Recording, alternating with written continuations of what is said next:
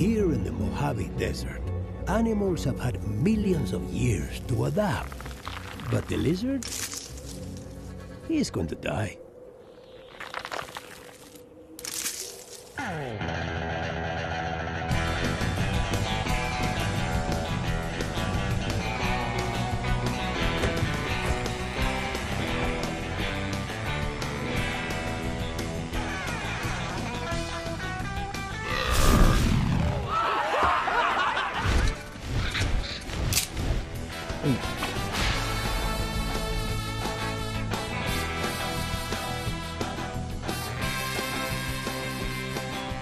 Whatever you do, Don't look me in the eye. stay out of my peripheral vision.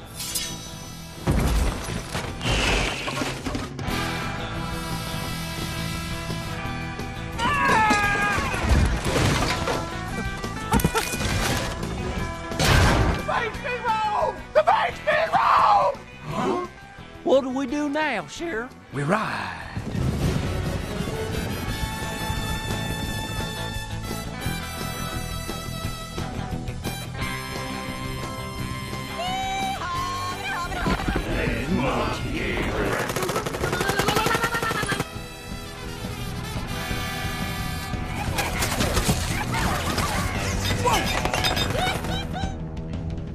Is this heaven? If it were, we'd be eating Pop-Tarts with Kim Novak. Yeah. Our new sheriff has been playing the hero for so long, he's actually starting to believe it. Call in Rattlesnake Jake.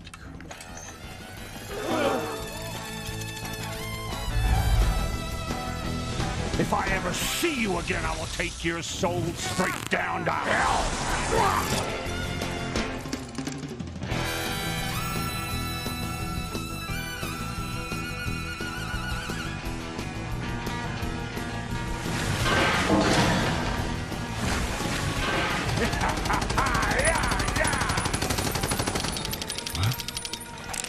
It only takes one bullet.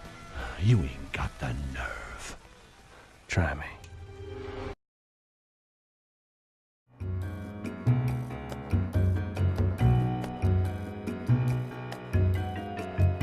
I got involved with Rango pretty early on in the process. I was on the show for 2 years overall, so I came on just around asset development time.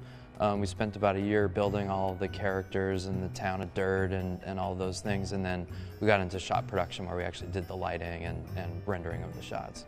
We had about 75 main characters that could be seen close up and needed to do dialogue and say things. And then we had another, say, 50 background characters, so we had this huge number of characters that we had to develop. Everything in the film is keyframe animated by our animators. There's no motion capture in the film at all.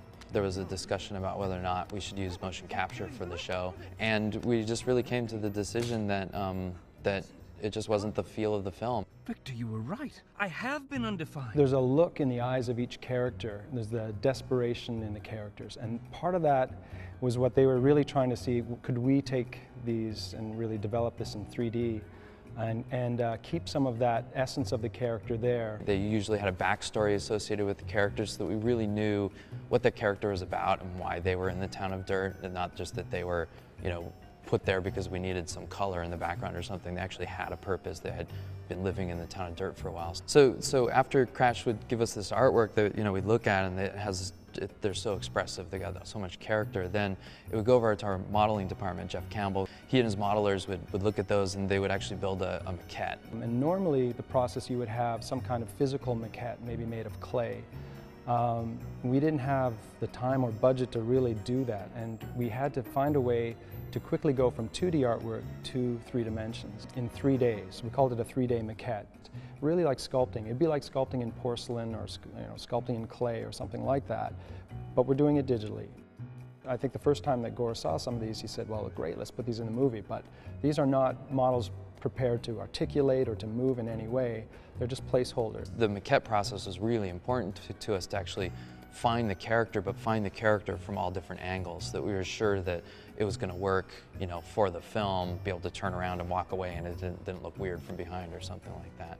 So for us, it's really important to be able to kind of key in on what Crash had designed there in terms of maybe it's that corners of the mouth turned down or something in the brow that's really stressed. And so we would look for those little details and try and keep some of that in the model, in that model that's going to be given to the animators, and then they would start animating and breathing life into the character.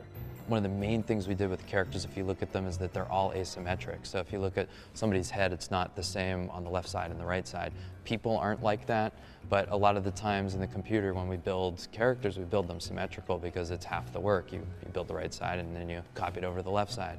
We didn't do that on Rango. We really needed to make sure that the sides of the characters were different. Just that asymmetry alone gives you a lot of organic feel. Rango is the most obvious case of that, where his head's actually a trapezoid. It's just not the same from side to side. There was a tension that was built into his face, so that you have one eye much larger than the other, and even the jaw, so is kind of offset. He's standing behind a whole fabricated story about who he is, and that at any moment this could all come apart. Who are you?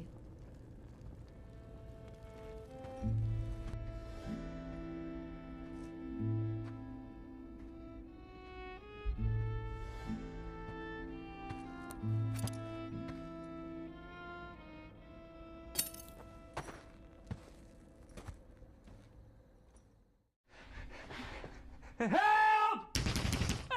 Open the door! When we started out the film, a lot of us didn't really know much about making an animated feature, so we kind of came at it from the standpoint of making a live-action film. I think it makes sense for ILM and for Gore 2 to kind of take that approach, because we come from a live-action background, and what we know best is how to really look at an image and try to make it look as much like photography as possible. Surprisingly hospitable. I stand corrected. So we came up with this process of bringing all the actors in together, having them act out the scenes together with costumes and props, and we filmed that whole thing. We did all the recording over about a 20-day period on a stage at Universal, and we shot everything with high-def cameras while we were recording the sound. We call this improvisation. You came back. What was that? What was wrong with that? It was I'm choking. And that process was dubbed emotion capture, which a lot of people have asked about. What is emotion capture? And emotion capture was really just a jokey name that was dubbed, come up with for this audio recording process. As long as that sign says sheriff, you can believe that there's law and order in this town.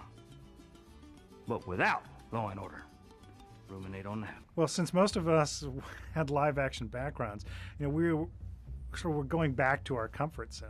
We're not trying to create an animated look. We're kind of working in a way that we're used to working on live-action pictures. So a lot of our instincts about what our realistic interior-exterior exposure splits, what realistic fill ratios should be on character.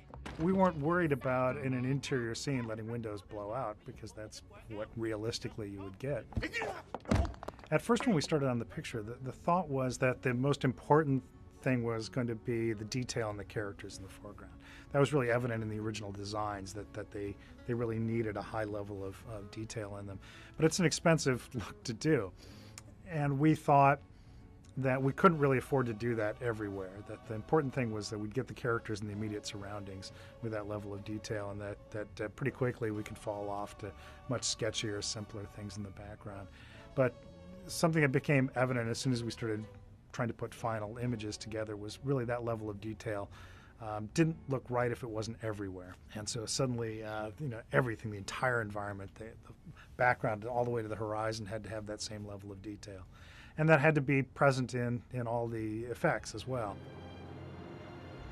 We put in lens flares, we put in dirt on the lens, we put in even the atmospherics in the show. Pretty much every shot has something moving in it, like dirt or dust blowing through. And really it's all there to just try to make it feel like we could have gone out and shot this thing. Like we happened to find a derelict town out in the desert, and we went and shot it there. At one point during the show, I actually went out to a desert because I never really I didn't really grow up in a desert. I grew up in Hawaii, so I didn't really know what that felt like or what that even looked like. So I went out to Death Valley and took some photographs of, of the desert. And it's really telling when you do that and you see somebody out in a desert, like how much light is actually coming from the ground and bouncing into them, and kind of what the sky looks like. And it's those references that we used for the film that really helped us to get to the final look that we got. Sing of his courage in magnificent song. The